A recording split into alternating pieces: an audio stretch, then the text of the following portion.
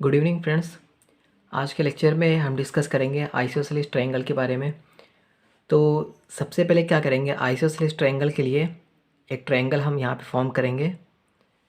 तो वो ट्रायंगल इस तरीके से हम फॉर्म कर लेंगे और उसके बारे में भी कुछ बताएंगे, प्रॉपर्टीज़ इसकी, कि इसकी साइड्स एंड एंगल वगैरह। तो अगर इस पॉइंट को हम ए कह दें, इस पॉइंट को बी, इस पॉइंट को सी, देन आइसोसेलेस ट्रायंगल के लिए क्या होता है कि आइसोसेलेस ट्रायंगल में दो जो साइड होती है वो इक्वल होती है एंड दो उसके एंगल इक्वल होते हैं। ओके, टू साइड्स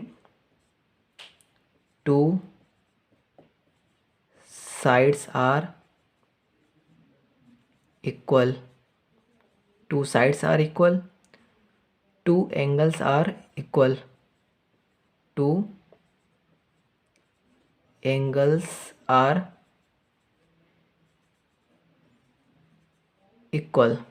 ओके, अगर हम यहाँ पे इस पॉइंट से परपेंडिकुलर यहाँ पे ड्रॉ करें इस तरीके से यहाँ पे, तो ये क्या करेगा, हमें बाइसेक्ट करेगा पॉइंट डी पे। तो पॉइंट डी पे बाइसेक्ट करेगा तो ये वाला जो एंगल, ये एंगल है, इस एंगल को क्या बोलेंगे, इस एंगल को बोलेंगे एपेक्स एंगल,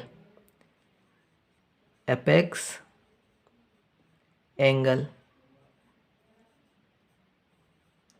ओके, तो आइसोसेलेस ट्रायंगल में क्या याद रखना है कि आइसोसेलेस की टू जो साइड होती है वो इक्वल होती है और टू एंगल्स इक्वल होते हैं, और जो अनइक्वल साइड होती है मीन्स दो के अलावा जो तीसरी साइड होगी, बेस जो होगी वही हमारी बेस कहलाएगी। जैसे यहाँ पे हमने यहाँ परपेंडिकुलर दिया, तो ये जो अनइक्वल साइड होगी वो हमारी क्या कहलाएगी, बेस। अगर हम इसको ए कहेंगे तो इसको भी ए कहेंगे और इसको बी कह देंगे। ओके, तो ये दो साइड इक्वल हो गई और तीसरी साइड अनइक्वल। तो क्या करेंगे, हम यहाँ पे एक एग्जाम्पल के थ्रू हम देखेंगे किस तरीके से हम क्वेश्चंस करते हैं। तो क्वेश्चंस यहाँ पे लिख लेते हैं। सबसे पहले यहाँ पे क्वेश्चंस लिख लेते हैं। इस जगह पे यहाँ पे क्या है कि ये वाली हमें जो दी गई है वो 5 सेंटीमीटर दी गई है। ओके, तो ये भी हमारी क्या होगी, 5 सेंटीमीटर होगी। ओके, क्वेश्चंस में गिवन है, जो मैं क्वेश्चंस कराने जा रहा हूँ उसमें 5 गिवन है। मीन्स कि दो साइड इक्वल है, अगर ये हमारी 5 है तो ये भी 5 होगी, क्योंकि हमने परपेंडिकुलर इस पे दिया हुआ है। तो ये जो साइड है अनइक्वल साइड है। ओके, तो ये अनइक्वल जो साइड है वो 6 सेंटीमीटर दे रखी है। अनइक्वल साइड जो है वो कितनी दे रखी है, 6 सेंटीमीटर। अनइक्वल साइड 6 सेंटीमीटर दे रखी है। तो जब 6 सेंटीमीटर ये है, ये हमारा परपेंडिकुलर बाइसेक्शन है, तो ये कितना होगा, 3 सेंटीमीटर होगी ये। ओके, ये भी क्या होगी, 3 सेंटीमीटर। ओके, अब क्या करना है हमें, यहाँ पे हमें फाइंड करना है, find the area of isosceles triangle.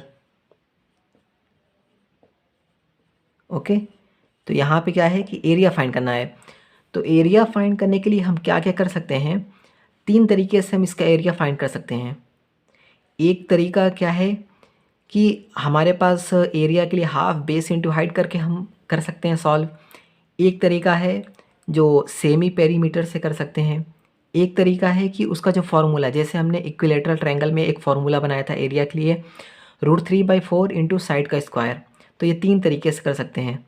Okay, तो सबसे पहले क्या करेंगे, देखिए यहाँ पे बी डी है और ये बी सी है, दोनों इक्वल है।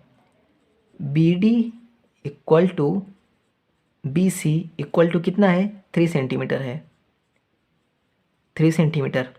ओके, ये हमारी वैल्यूज़ दे रखी है और ये गिवन है। ये हमारे पास हमारी हाइट है, ये हाइट हमें गिवन नहीं है।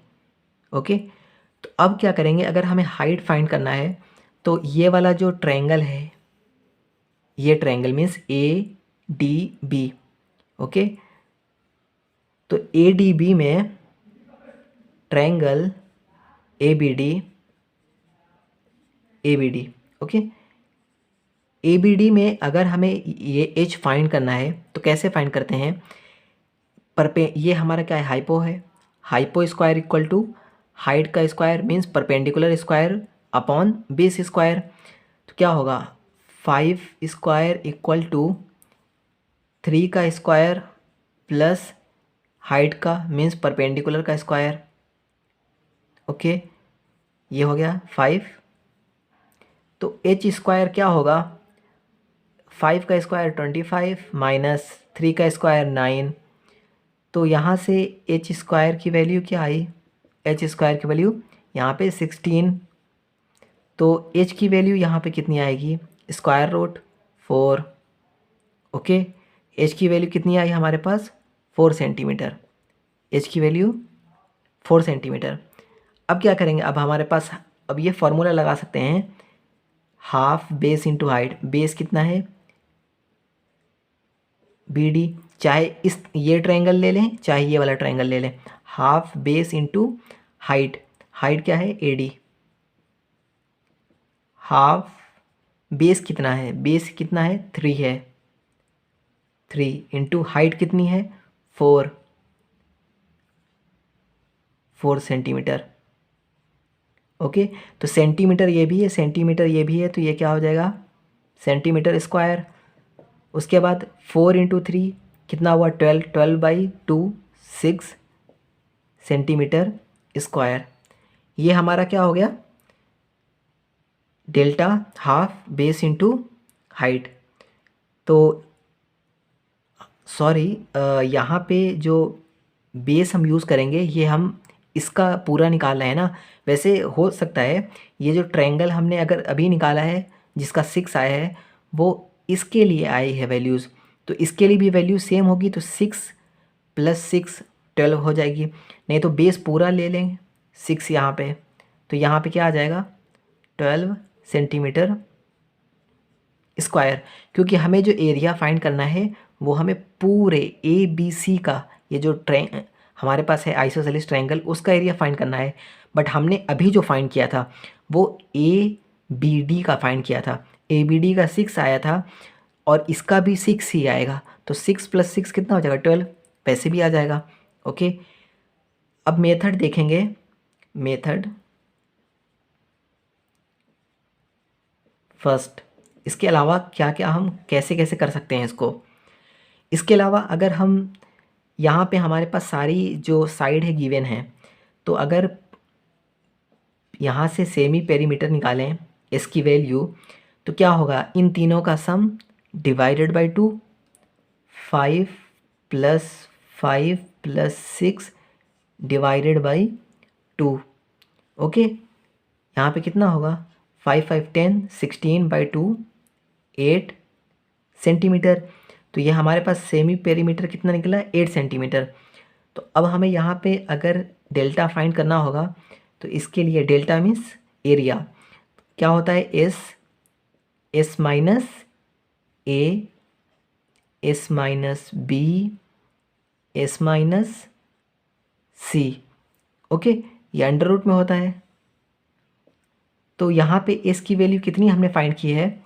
S की वैल्यू हमारे पास है 8।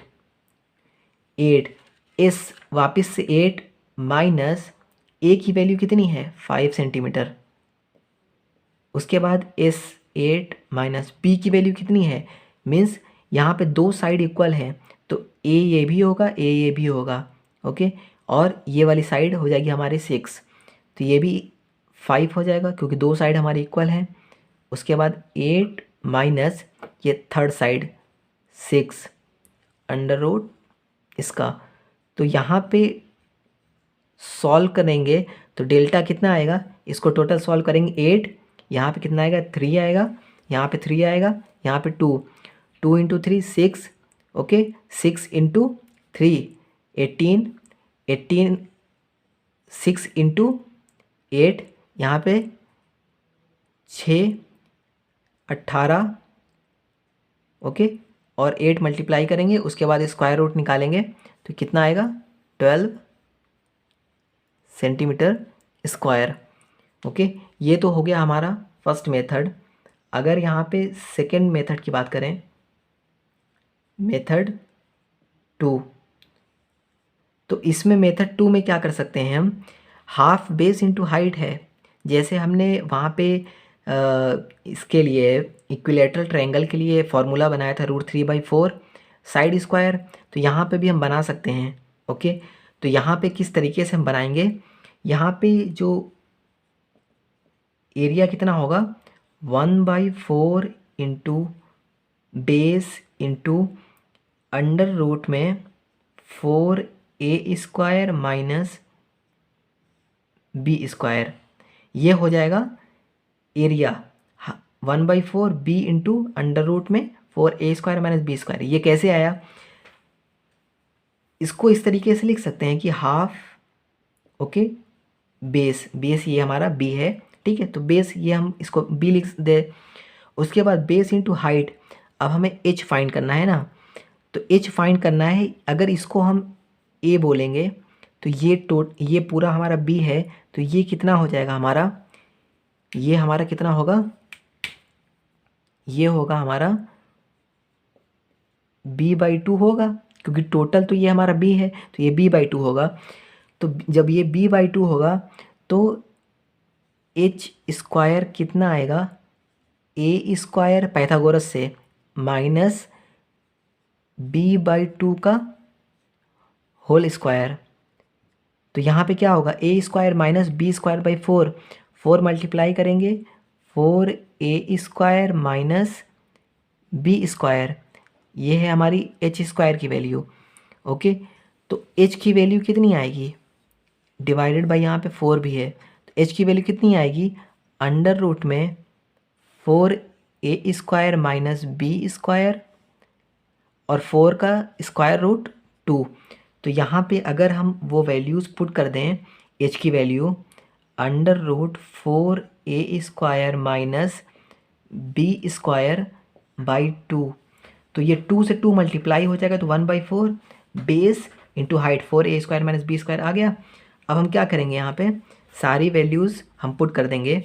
यहाँ पे 1/2, यहाँ पे 1/2, बेस कितना है 6 है, ओके, मल्टीप्लाई 4, ए की वैल्यूज़ कितनी है 5 है, 5 का स्क्वायर माइनस बी कितना है 6 है, 6 का स्क्वायर।